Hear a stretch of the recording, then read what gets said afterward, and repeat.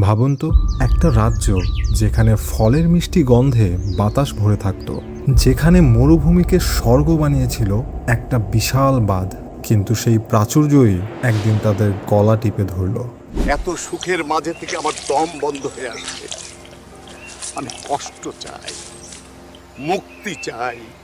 সেই রাজ্যের রানী বিলকিস সুলাইমান আলাইহিওয়াসাল্লামের চিঠি পড়ে সিজদায় লুটিয়ে পড়েছিলেন, কিন্তু পরের প্রজন্ম তারা আল্লাহর নিয়ামতকে নিজের অহংকার ভেবে বসল। ইঁদুর দিয়ে কি পাহাড় কাটে? যাও ঘুমাও গে। আর তারপর এক রাতে বাঁধ ভেঙে গেল। সাইলুল আরিমের প্লাবন সব কিছু ধুয়ে মুছে দিল। মিষ্টি ফল তেতো হয়ে গেল। সাবা শুধু ধ্বংসস্তূপ হয়ে রইল। এই গল্প শুধু ইতিহাস নয়, এটা আজকের আমাদের জন্য সতর্কবার্তা। কথা হবে দলিলে, আবেগে নয়। আপনারা দেখছেন কুরআনিক রেফারেন্সেস। চলুন এবার ফিরে যাই সাবার সেই স্বপ্নের দেশে। কখনো কি মনে হয়েছে অভাবের চেয়েও ভয়ঙ্কর হতে পারে অতিরিক্ত আরাম? যখন লড়াই বলতে কিছুই থাকে না, তখন মানুষ নিজের অস্তিত্বটাকেই হারিয়ে ফেলে। আরবের দক্ষিণ প্রান্তে সাবা ছিল এক স্বপ্নের দেশ। আল্লাহর নিয়ামত সেখানে বৃষ্টির মতো ছড়ত, কিন্তু সেই নিয়ামতই একদিন তাদের জীবনকে অভিশাপ বানিয়ে দিল। এই মিষ্টি ফলের গন্ধে আমার দম বন্ধ হয়ে আসছে। কত বছর ধরে আমরা এই সুখে জালে বন্দি। ডানে তাকালে বাগান, বামে তাকালে বাগান, কোথাও কোনো উত্তেজনা নেই। আমি এই স্থবিরতা থেকে মুক্তি চাই। জনাব, মানুষ তো জীবনভর লড়াই করে। আমরা নিরাপদে বাস করি, আমাদের বাঁধ আছে, ফসল রয়েছে। পৃথিবীর সবচেয়ে সুখী জাতি আমরা। সুখ না হারুন, একে স্থবিরতা বলা যায়। আমি চাই এমন এক পথ যেখানে প্রতি পদে পদে থাকবে উত্তেজনা, প্রতিদ্বন্দ্বিতা। কিন্তু এই অস্থিরতা তাদের কোথায় নিয়ে যাবে? জানতে হলে ফিরে যেতে হবে সেই অতীতে। সাবার এই আজকের দম্ভ বুঝতে গেলে আমাদেরকে ফিরে যেতে হবে শেকড়ে। কয়েক শতাব্দী আগে সাবার সিংহাসনে ছিলেন রানী বিলকিস। তখন তারা সূর্যকে পূজা করতেন। ঠিক সেই সময়ে উত্তরের রাজত্ব ছিল দাউদ আলাইহিওয়াসাল্লামের ছেলে সুলাইমান আলাইহিওয়াসাল্লামের হাতে। সুলাইমান আলাইহিওয়াসাল্লাম শুধু রাজা ছিলেন না, তিনি আল্লাহর নবী, যাকে আল্লাহ মানুষ, জিন, পশু পাখির উপর কর্তৃত্ব দিয়েছিলেন। সুলাইমান আলাইহিওয়াসাল্লাম বিলকিসের কাছে একটি চিঠি পাঠালেন। কুরআন সেই চিঠির কথা বলে, এটি সুলাইমানের পক্ষ থেকে, আর এটি পরম করুণাময় অসীম দয়ালু আল্লাহর নামে শুরু। যেই মুহূর্তে বিলকিস চিঠিটা পড়লেন, তার সব আভিজাত্য থমকে গেল। এতে বলা হয়েছে, আমার প্রতি অহংকার করো না এবং আত্মসমর্পণকারী হয়ে আমার কাছে এসো। সূরা আন-নামল আয়াত 30-31। বিলকিস ছিলেন বুদ্ধিমতী।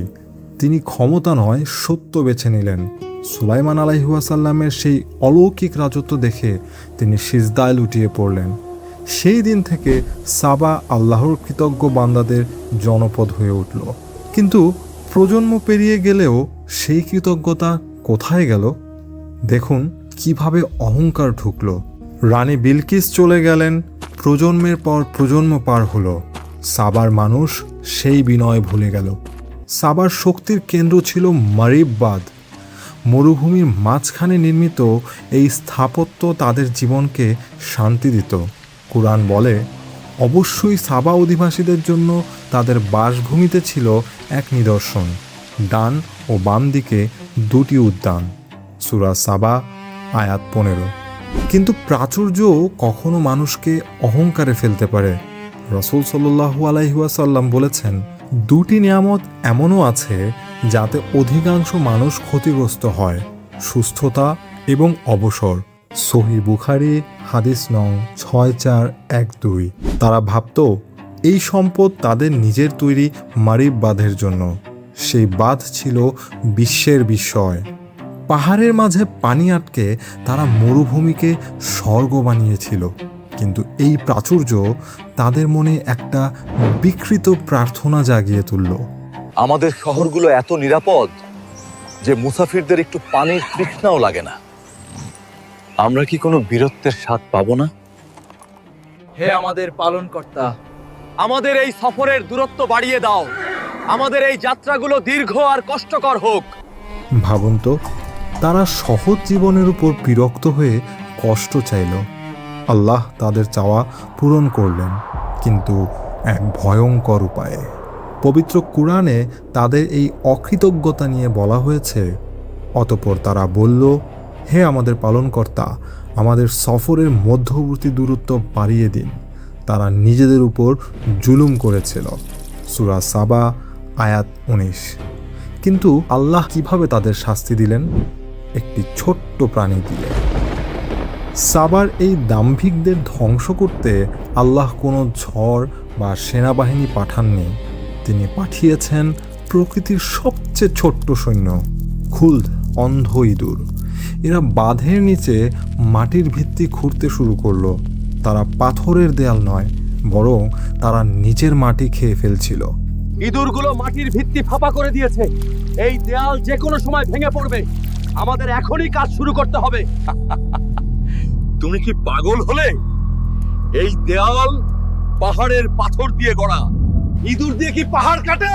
যাও ঘুমাও গে। এটাই ছিল তাদের সবচেয়ে বড় ভুল। তারা ভেবেছিল বাইরের চাকচিক্যই তাদের বাঁচাবে, কিন্তু আল্লাহর রহমত যখন সরে যায় তখন একটা ইঁদুরই যথেষ্ট। আর সেই রাতটা এলো যখন সব কিছু ধুয়ে মুছে গেল। অবশেষে সেই রাত, জায়েদ আর তার বন্ধুরা যে কষ্টের জন্য প্রার্থনা করেছিল সেটাই আজ তাদের ডুবিয়ে মারতে আসছে। কুরআন একে বলেছে সাইলুল আরিম, যার অর্থ বাঁধ ভাঙা মহাপ্লাবন। এ কিসের গর্জন? সারা শহর কাঁপছে কেন? হারুন, জনাব, পালান। যে বাগান নিয়ে আপনি দম্ভ করতেন, আজ তা সমুদ্র হয়ে গেছে।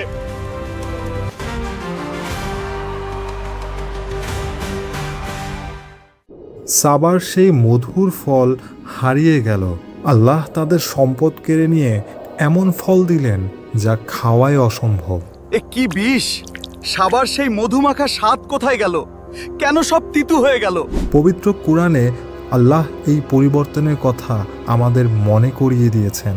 আমি তাদের উদ্যান দুটিকে পরিবর্তন করে দিলাম এমন দুটি উদ্যানে, যাতে উৎপন্ন হয় বিস্বাদ ফল, ঝাউ গাছ এবং সামান্য কিছু কুল গাছ।